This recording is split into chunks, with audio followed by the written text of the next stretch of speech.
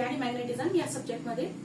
तर आपण लास्ट लेक्चरमध्ये already Coulomb's law, what is mean by Coulomb's law, charges काय आहेत, इलेक्ट्रिक पोटेन्शियल काय आहे, त्या पोटेन्शियलमुळे येणारं बर्डन काय आहे आणि त्यामुळे एनर्जी, त्या चार्जेसच्या सिस्टीममुळे असणारी इलेक्ट्रिक पोटेन्शियल एनर्जी काय आहे, हे टॉपिक आपण डिस्कस केलेले आहेत. त्याच्या लिंक ऑलरेडी मी डिस्क्रिप्शन मध्ये दिलेल्या आहेत. कुणाला हवं असेल तर तुम्ही त्या बघू शकता. आता पुढचा जो नेक्स्ट टॉपिक आहे तो आहे concept of electric field. Okay, what is mean by electric field. आता सगळ्यांना लहानपणापासून चुंबक माहिती आहे, म्हणजे मॅग्नेट माहिती आहे, आणि त्या मॅग्नेटच्या भोवती मॅग्नेटिक फील्ड असतं हे सर्वांना माहिती आहे. मॅग्नेटच्या भोवती काय असतं, मॅग्नेटिक फील्ड. आता ज्यावेळी दुसरा मॅग्नेट, सेकंड मॅग्नेट आपण त्या मॅग्नेटिक फील्डच्या म्हणजे मॅग्नेटच्या कॉन्टॅक्टमध्ये आणायचा प्रयत्न करतो, त्यावेळी काय होतं, एका पर्टिक्युलर डिस्टन्सला गेल्याच्या नंतर तो मॅग्नेट जो असेल तो मॅग्नेट दुसऱ्या मॅग्नेटला, पहिला मॅग्नेट दुसऱ्या मॅग्नेटला अट्रॅक्ट करण्याचा प्रयत्न करतो किंवा रिपेल करण्याचा प्रयत्न करतो. हे ऍक्च्युली कशामुळे होतं, तर तो जो मॅग्नेट आहे त्याच्या सभोवताली म्हणजे सराउंडिंगला मॅग्नेटिक फील्ड प्रेझेंट असते. एक्झॅक्टली सेम वे आपण बघितलं की चार्जेस जे असतात ते चार्जेस म्हणजे आपला जो ओरिजिनल चार्ज जो स्पेस मध्ये प्रेझेंट आहे त्या चार्जच्या कॉन्टॅक्टमध्ये ज्यावेळी दुसरा चार्ज येतो त्यावेळी हा पहिला जो चार्ज आहे तो दुसऱ्या चार्जवर इलेक्ट्रिक फोर्स अप्लाय करतो किंवा त्या दोन चार्जेस मध्ये काहीतरी इलेक्ट्रिक फोर्स असतो. What it may be attractive force or it may be repulsive force, depends on the science. म्हणजे जर सेम चार्जेस असतील तर ते रिपेल करतील आणि डिफरंट चार्जेस असतील तर ते काय करतील, अट्रॅक्ट करतील. तर आता इथे काय घडतं बघा की जसं मॅग्नेटच्या बाबतीत आहे तसंच एक्झॅक्टली चार्जच्या बाबतीत आहे. Every charge produces an electric field in the surrounding region. प्रत्येक चार्जच्या सभोवताली काय असणार आहे, इलेक्ट्रिक फील्ड असणार आहे. आणि ती इलेक्ट्रिक फील्ड जी असणार आहे तिची जी इंटेन्सिटी असणार आहे म्हणजे तीव्रता असणार आहे ती कशावर डिपेंड असणार आहे की तो चार्ज किती स्ट्रॉंग आहे.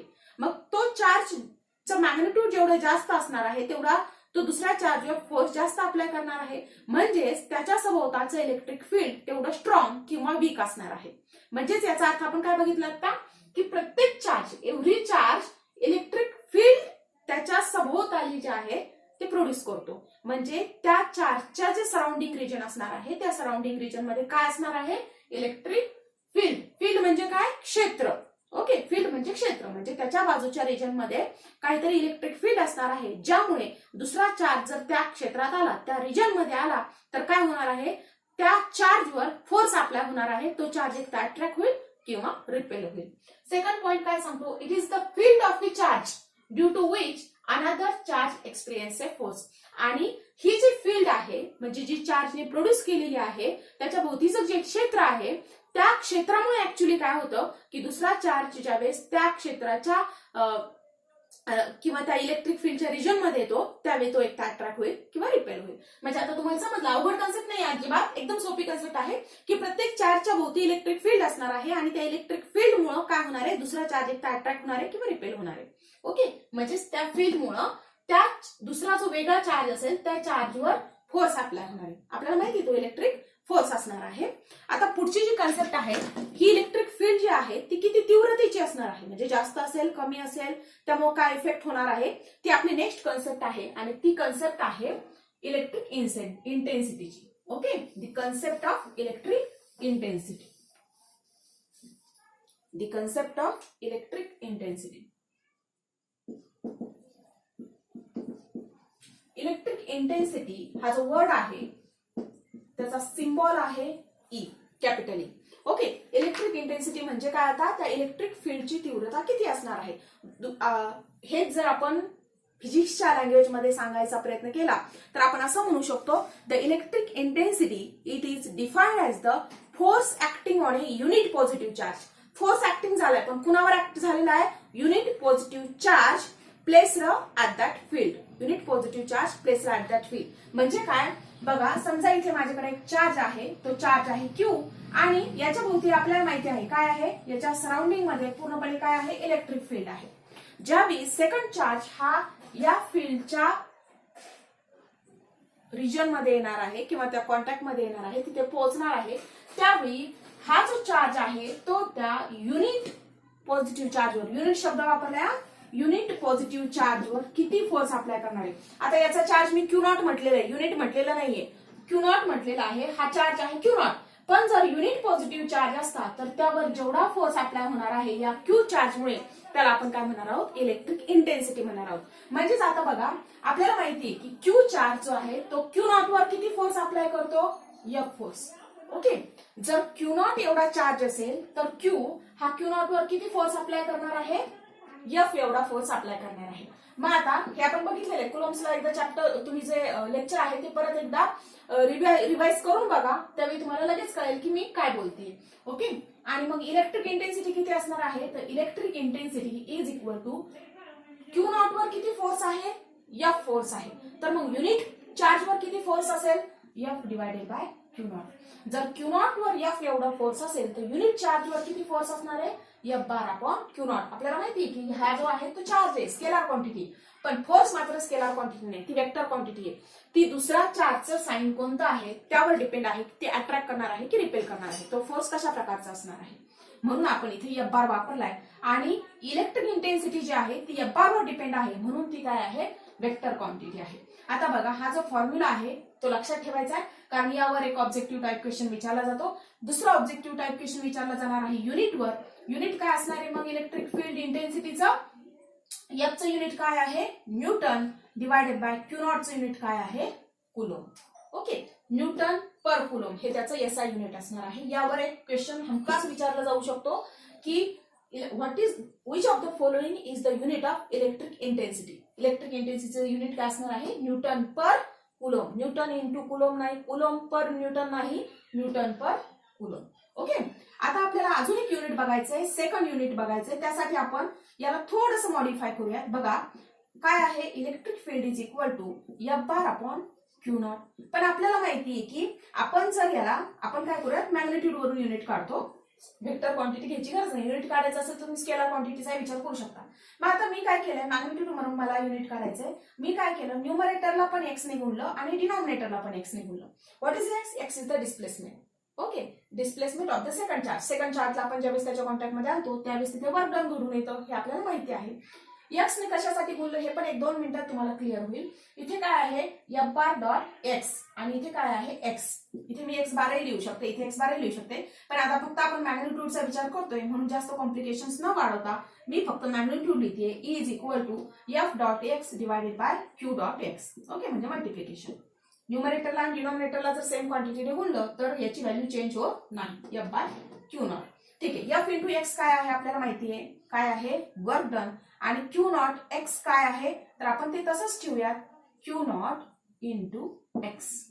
ओके, पण remember W upon Q naught is equal to work done per unit charge. It is nothing but electric potential. आपला मला वाटतं थर्ड नंबरचं लेक्चर इलेक्ट्रिक पोटेन्शियल.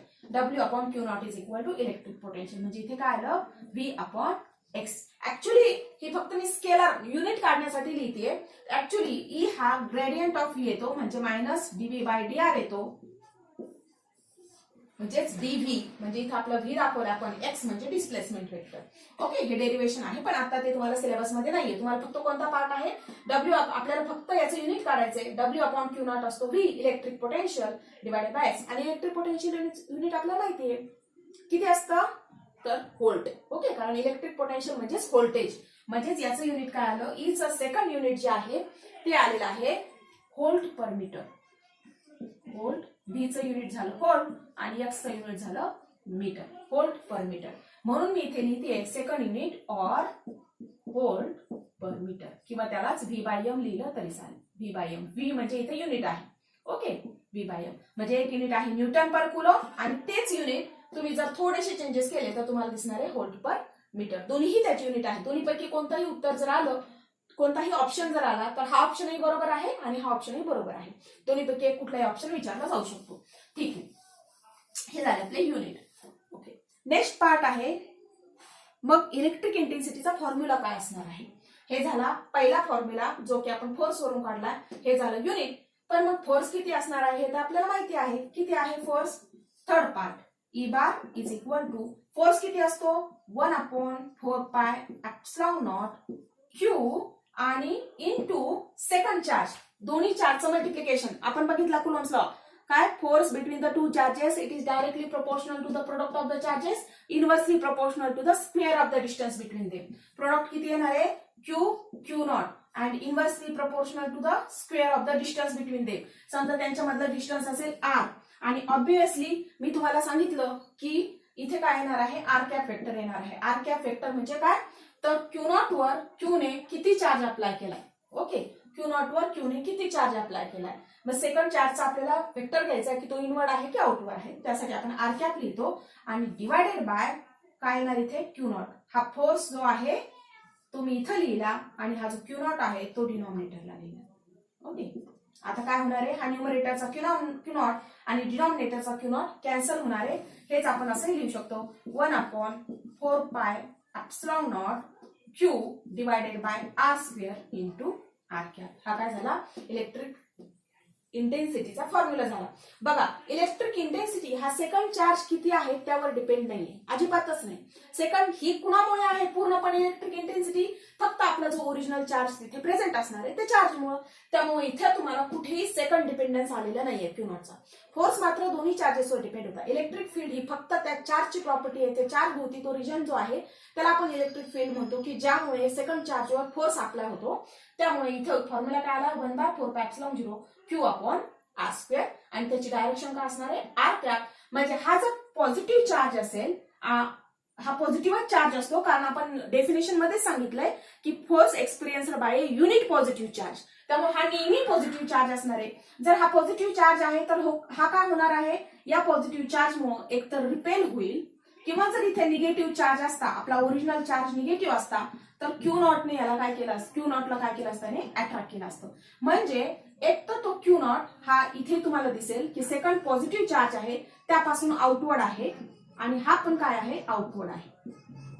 दोन्ही साईडला आउटवर्ड आहे. ऑब्व्हियसली मी इथे फक्त एकच वेक्टर येणार आहे. जर मी हे सांगितलं की क्यू इथे कुठेही प्रेझेंट असतात तर आणि इथे देखील हा एकच वेक्टर येणार आहे कारण क्यू इथे आहे आपला. जर क्यू सगळीकडे असता इथे कुठे तरी पण तो आउटवर्ड आला असता. म्हणून याची डायरेक्शन काय असणार आहे away from the positive charge. Okay हे लक्षात ठेवा. ठीक आहे म्हणजे आता आपल्याला ए बारचा फॉर्म्युला मिळालाय. आता आपण हा युनिट पॉझिटिव्ह चार्ज साठी झाला electric intensity to a point charge. Okay for point charge साठी सिंपल फॉर्म्युला आहे. फक्त क्यू नॉट काढून टाका 1/4 epsilon naught Q upon R square divided into R cap. R cap is the unit vector. आणि जसं मी तुम्हाला सांगितलं की फॉर्म्युला लक्षात ठेवायला खूप सोपं आहे. फोर्स मध्ये काय आहे क्यू इंटू क्यू नॉट दोन चार्जेस आहेत. इलेक्ट्रिक फील्ड एका सिंगल चार्जचे आहे त्यामुळे इथे फक्त एकच क्यू आहे. ठीक आता आपण बघूयात की फॉर पॉइंट चार्ज साठी झालं. मग आता आपण बघूयात electric field intensity for a system. System म्हणजे एका चार्जच्या ऐवजी फॉर सिंगल चार्जच्या ऐवजी सिस्टीम ऑफ चार्जेस म्हणजे काय तर अनेक चार्ज साठी. ओके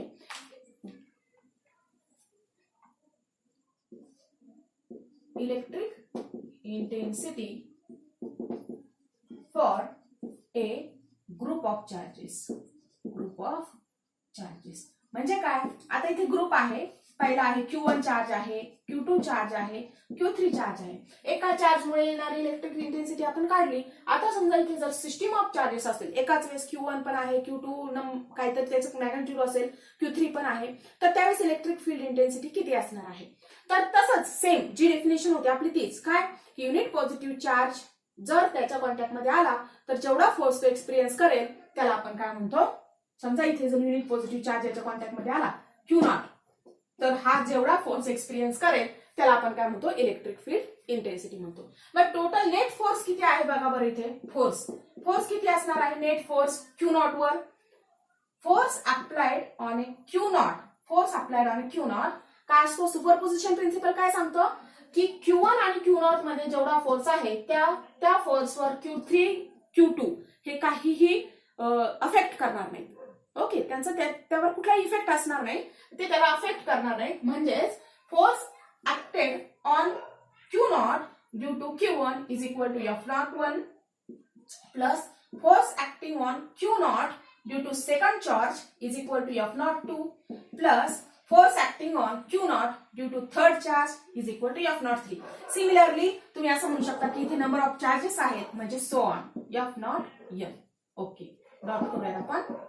असं किती जेवढे नंबर ऑफ चार्जेस असतील त्यांच्यासाठी सगळा हा झाला टोटल फोर्स. कशावरचा? Q naught वरचा टोटल फोर्स झाला. आणि इलेक्ट्रिक इंटेन्सिटी काय आहे हे कसं आलं समजलं ना, की Q naught वर Q1 ने अप्लाय केलेला फोर्स प्लस सुपरपोजिशन प्रिन्सिपल नुसार Q naught वर Q2 ने अप्लाय केलेला, Q3 ने अप्लाय केलेला, Qn ने अप्लाय केलेला, हा झाला टोटल नेट फोर्स. ओके. आणि सिस्टीम साठी मग इलेक्ट्रिक इंटेन्सिटी काय आहे, तर जो नेट फोर्स असणार आहे तो फॉर युनिट पॉझिटिव्ह चार्ज, म्हणून आपण हा काढला Q naught साठी. युनिट पॉझिटिव्ह चार्ज साठी आपण काय करतो, डिवाइड करतो Q naught ने, जसं की इथं केलंय सेम त्याच पद्धतीने. मग हेच बघा इज इक्वल टू काय येणार आहे, F naught 1 divided by Q naught. हे Q naught जो आहे तो प्रत्येकाला असणार आहे plus F naught 2 plus so on divided by Q naught. Okay, F naught n प्रत्येकासाठी डिवाइडेड बाय Q naught. मग हा जो डिनॉमिनेटर आहे जसं मी आता सांगितलं तो प्रत्येक क्वांटिटी साठी आहे. मग काय येणार आहे इथे is equal to F naught 1 bar divided by Q naught plus F naught 2 bar divided by Q naught plus dot dot plus F naught n force divided by Q naught. आणि बघा किती सिम्प्लिफाय झाले आपले equation की E bar is equal to F naught 1 म्हणजे first चार्जची electric intensity plus F naught 2 म्हणजे second चार्जची असणारी इलेक्ट्रिक इंटेन्सिटी प्लस थर्ड चार्जची असणारी प्लस सो ऑन n चार्जची असणारी इलेक्ट्रिक इंटेन्सिटी. म्हणजे जे सुपरपोजिशन प्रिन्सिपल आपण फोर्स साठी अप्लाय केलं ते सुपरपोजिशन प्रिन्सिपल आपण इलेक्ट्रिक फील्ड इंटेन्सिटी साठी सुद्धा अप्लाय करू शकतो. कारण इलेक्ट्रिक फील्ड इंटेन्सिटी काय आली आहे, सगळ्या प्रत्येक चार्जच्या इलेक्ट्रिक फील्डची बेरीज झाली. ऑब्व्हियसली वेक्टर सम आहे, बार आहे म्हणजे वेक्टर सम आहे, त्यामुळे तुम्हाला वेक्टर नोटेशन्स लक्षात घ्यावे लागतात. ठीक आहे, हे कशासाठी झालं तर point group of point charges म्हणजे ग्रुप आहे पॉइंट चार्जेसचा किंवा काही चार्जेसचा Q1 Q2 Q3 या चार्जेसचा ग्रुप आहे अशा पद्धतीने. पण हे कसे दिसतात तुम्हाला बघा, इथे Q1 आहे, इथे Q2 आहे, Q3 आहे म्हणजे एकमेकांपासून सेपरेट आहेत. पण जर असं नसतं आणि जर कंटिन्युअस चार्ज डिस्ट्रीब्युशन असतं, कंटिन्युअस चार्ज डिस्ट्रीब्युशन म्हणजे काय, एक स्पियर घेतला आपण आणि त्या स्पियरवर काहीतरी चार्ज आहे, मग ती बॉडी कशी झाली, कंटिन्युअस बॉडी झाली आणि त्या बॉडीवर जे चार्ज डिस्ट्रीब्युशन असणार आहे ते कंटिन्युअस असणार आहे. जर असं असेल तर मग इलेक्ट्रिक फील्ड काय असू शकते, तर त्यासाठी एक आपण थर्ड केस घेऊया. फर्स्ट केस झाली आपली पॉइंट चार्ज साठी, सेकंड केस झाली ग्रुप ऑफ चार्ज साठी आणि थर्ड केस आपण घेऊयात electric field due to a continuous charge distribution. Electric field intensity due to a continuous charge distribution. Continuous charge distribution की चार्जचं डिस्ट्रीब्युशन जे आहे ते कंटिन्युअस आहे. मग त्यासाठी सगळ्यात पहिली जी गोष्ट आहे की समजा तुमच्याकडे काय आहे, एक लिनियर रॉड आहे ज्याची लेंथ आहे L. ओके, ज्याची लेंथ असणार आहे L. मग असा जर रॉड असेल, बॉडी काय असेल तुमची, जर रॉड टाईप असेल आणि त्यावर जर चार्ज प्लेस केलेला असेल Q, तर अशा प्रकारच्या कंटिन्युअस चार्ज डिस्ट्रीब्युशनमुळे इलेक्ट्रिक इंटेन्सिटी किती असणार आहे. तर सगळ्यात सुरुवातीला तुम्हाला हे सांगते की ज्या वेळेस अशा प्रकारचं कंटिन्युअस चार्ज डिस्ट्रीब्युशन येतं त्यावेळेस सगळ्यात पहिली कन्सेप्ट येते डेन्सिटी. ओके, डेन्सिटी म्हणजे काय, आता तुम्हाला माहिती आहे की मास डेन्सिटी कशाला म्हणतो आपण, मास डेन्सिटी म्हणजे काय, घनता. ती कशाला म्हणतो आपण, अशा पद्धतीने लिहितो की mass per unit volume, particular volume मध्ये किती मास आहे त्याला आपण मास डेन्सिटी असं म्हणतो. सेम कन्सेप्ट आहे तिथे की लिनियर चार्ज, इथे काय आहे, एक सिंगल लाईन आहे म्हणून लिनियर चार्ज वन डायमेन्शनल आहे, सिंगल लाईन म्हणून लिनियर चार्ज काय असणार आहे, लॅम्डा. ही ती लिनियर चार्ज डेन्सिटी झाली, पण त्याच्याऐवजी हा लॅम्डा जो आहे तो काय असणार आहे, आता इथे आपण पूर्ण होल रॉड जो आहे तो घेण्याच्या ऐवजी आपण काय करतो, simply charge per unit length. Okay, कारण कंटिन्युअस चार्ज डिस्ट्रीब्युशन ज्यावेळेस असतं त्यावेळेस आपण काय करतो, इथे डी लॅम्डा घेतो, इथे लिमिट पुट करतो dq टेन्स टू 0.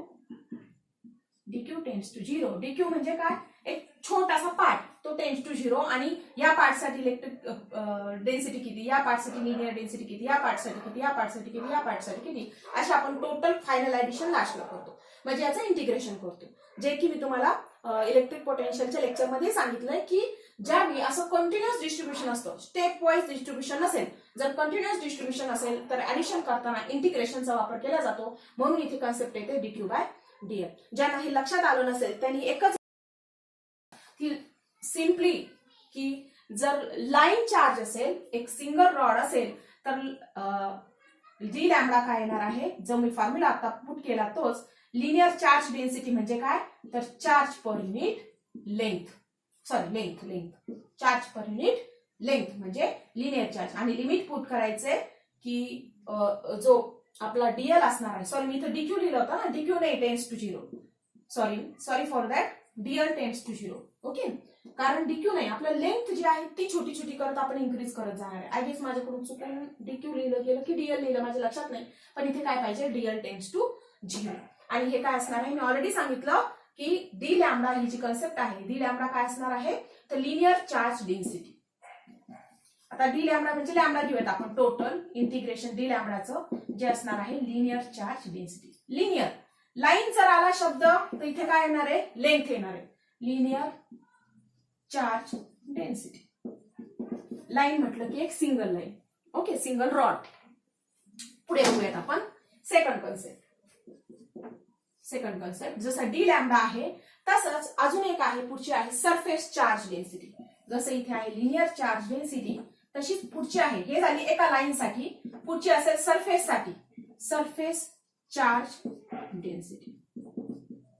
एक डिस्क घेतली आपण जिचा थिकनेस खूप कमी आहे, किंवा नोटबुकचं एक पेज घेतलं तर त्या पेजवर समजा तुम्ही चार्ज जो आहे तो चार्ज स्प्रेड करून दिला, तर त्यावर किती इलेक्ट्रिक फील्ड असणार आहे, कोण दाखवणार आहे, सरफेस चार्ज डेन्सिटी. म्हणजे फक्त हा एक कुठला तरी सरफेस, तो सर्क्युलर असेल, 2 डायमेन्शनल कन्सेप्ट आहे ही, सर्क्युलर असेल, स्क्वेअर शेप असेल, पॅरलोग्राम असेल, किंवा कुठल्याही शेपचा असू द्या, तो फक्त काय असणार आहे, एक सरफेस असणार आहे. जर त्या सरफेसवर चार्ज असेल तर त्या पूर्ण डेन्सिटीला आपण काय म्हणतो, सरफेस चार्ज डेन्सिटी. जसं इथे तसंच सरफेस चार्ज डेन्सिटी कशाने दाखवली जाते, तर सिग्माने दाखवली जाते. इथे आपण लिहिणार आहे D sigma. Okay, D sigma म्हणजे छोट्याच्या सरफेसवरची डेन्सिटी किती आहे. आणि हे असणार total sigma is equal to integration of D sigma. इथे इंटिग्रेशन म्हटलं इथे डीएल येणार आहे मल्टिप्लाय मध्ये, इथे डी सिग्माला डीएस येणार आहे मल्टिप्लाय मध्ये, कारण तो सरफेस असतो. आणि डी सिग्मा काय असतो, ऍक्च्युली डी सिग्मा आपण इथे लिहिणार आहेत आता, d sigma is equal to limit delta s, delta l इथे delta s tends to zero, छोटासा पार्ट आहे म्हणून डेल्टा घ्या. डी आणि डेल्टा मध्ये फरक एवढाच आहे की डेल्टा म्हणजे एकदम छोटस slight increment. Okay, delta Q charge per unit surface. Okay, charge per unit surface जे असणार आहे, इथे लॅम्बडा नाही हा, delta S into delta lambda into delta L किती येणार इथे क्यू चार्ज, आणि इथे पण delta sigma into delta S इथे किती येणार आहे क्यू चार्ज. ओके, आणि हा जो लिनियर चार्ज डेन्सिटी कशाला म्हणतो आपण, delta Q by delta L, याला लिनियर चार्ज डेन्सिटी म्हणतो. मी इथे थोडंसं करेक्शन करतेय की ते काय आहे की लिनियर चार्ज डेन्सिटी काय आहे, हा वेगळा फॉर्म्युला झाला, हा झाला चार्ज, आणि लिनियर चार्ज डेन्सिटी काय आहे, delta Q by delta L, म्हणजेच इथला D lambda. Okay, D lambda is the linear charge density, आणि इथे काय येणार आहे D Q by delta L, हा पूर्ण part. Similarly surface charge density कोणती आहे इथे, डी सिग्मा, आणि किंवा तेच तुम्ही असं म्हणणार आहात ही काय आहे, surface charge density, charge per unit surface area. Charge per unit surface simple आहे, लाईन असेल तर charge per unit length, surface असेल तर चार्ज पर युनिट सरफेस, आणि तिसरा तर तुम्ही मनाने लिहू शकता काय, जर व्हॉल्यूम असेल तर जे आपण व्हॉल्यूम साठी जो सिम्बॉल मास साठी वापरला तसा सिम्बॉल इथे चार्ज साठी वापरला जातो, त्याला आपण रो असं म्हणतो. की डी रो जो असणार आहे, single D rho is equal to limit delta V, volume साठी व्हॉल्यूम टेन्स टू झिरो, जो चार्ज असेल charge per unit volume, charge per unit volume त्याला काय म्हणणार आहे आपण, चार्ज डेन्सिटी. ओके, आणि क्यू काय असणार आहे मग, total Q is equal to, Q कसा काढणार आहेत आपण, डेल्टा क्यू, इंटिग्रेशन असतं डेल्टा क्यू, जो हे जे मी वरती लिहिते ना ते सगळंच, D Q is equal to delta rho into dv. Okay, integration D rho into dv. इथं आपण डी लिहिलाय, त्याच्याऐवजी तुम्ही डेल्टा वापरला तरी चालेल. इथं आपण delta V tends to zero small increment आहे म्हणून डेल्टा वापरला, पण इथे आपण टोटल ऍडिशन करणार आहे म्हणून इथं मी डी लिहिलेला आहे, D rho into dv. D delta Q is equal to D rho into dv आणि इंटिग्रेशन घेतलं की त्याचं काय होणार क्यू होणार आहे. इथं सुद्धा Q is equal to integration of D Q आणि डी क्यू म्हणजेच डेल्टा क्यू म्हणजेच किती असणार आहे डी सिग्मा इंटू डीएस आणि ह्याला जे आहे याला म्हणायचं volume charge density. Volume charge density. Volume charge density कोणती झाली डेल्टा रो किंवा डी रो ही झाली व्हॉल्यूम चार्ज डेन्सिटी आणि त्याचा फॉर्म्युला काय असणार आहे charge per unit volume.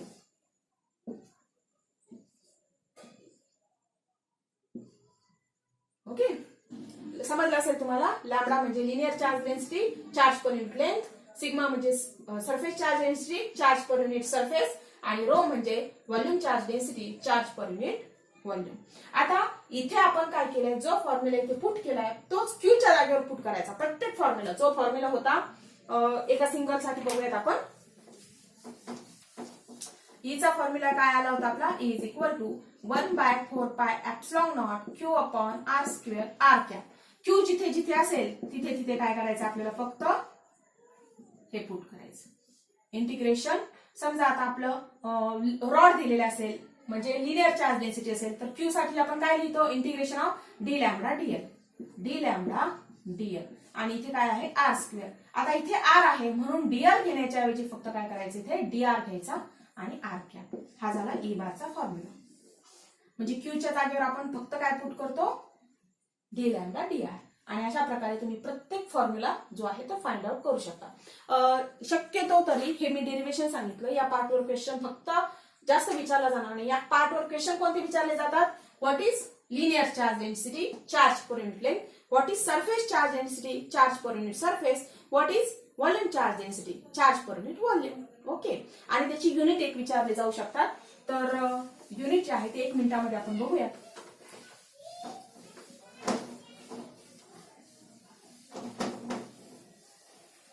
Unit okay linear charge डेन्सिटीचं unit linear charge density.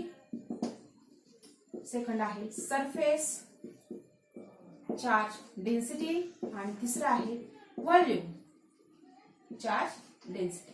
Okay linear charge density काय charge per unit length, surface charge density charge per unit surface area आणि volume charge density charge per unit volume. हे जे आहे मी ते integration काढून टाकल्यानंतर केलंय युनिट काढण्यासाठी. कारण डीएल लिहिलं तरी तेच युनिट येतं, डीएस लिहिलं काय आणि एस लिहिलं काय तेच युनिट येणार आहे, एल लिहिलं काय आणि डीएल लिहिलं काय तेच युनिट येणार आहे. ऑब्व्हियसली एल आणि एस चं युनिट वेगवेगळं असणार आहे. क्यूचं युनिट काय आहे कुलोम, क्यूचं युनिट कुलोम, क्यूचं unit coulomb per unit. Length असेल तर लेंथचं युनिट आहे मीटर, सरफेस एरिया एरियाचं युनिट आहे मीटर स्क्वेअर आणि व्हॉल्यूमचं युनिट आहे metre cube. Charge per unit length, charge per unit surface area, charge per unit volume. Therefore units are unit. Linear charge डेन्सिटीचं युनिट काय आहे कुलोम पर metre, surface charge डेन्सिटीचं unit काय आहे कुलोम पर metre square आणि volume charge डेन्सिटीचं unit आहे coulomb पर metre cube. फक्त जे जे इथं आहे ना ते डिनॉमिनेटरला लिहायचं. लाईन आहे डिनॉमिनेटरला लेंथ, सरफेस आहे डिनॉमिनेटरला सरफेस एरिया, व्हॉल्यूम आहे डिनॉमिनेटरला व्हॉल्यूम. बाकी चार्ज तर वरती आहेच. ओके युनिटवर क्वेश्चन विचारले जातील, डेरिव्हेशन वर क्वेश्चन विचारले जाणार नाही. फक्त युनिट विचारलं जाईल आणि इलेक्ट्रिक फील्ड इंटेन्सिटीचा फॉर्म्युला जो आपण बघितला 1/4 pi epsilon naught Q upon R square R cap. Okay ठीक आहे. हा पार्ट इथे संपतो. इथे आपण थांबूयात. बाकीचा जो पार्ट आहे नेक्स्ट लेक्चरला आपण इलेक्ट्रिक फील्ड जो आहे तो कव्हर करणार आहोत. इलेक्ट्रिक फ्लक्स जे आहे ते आपण कव्हर करणार आहोत.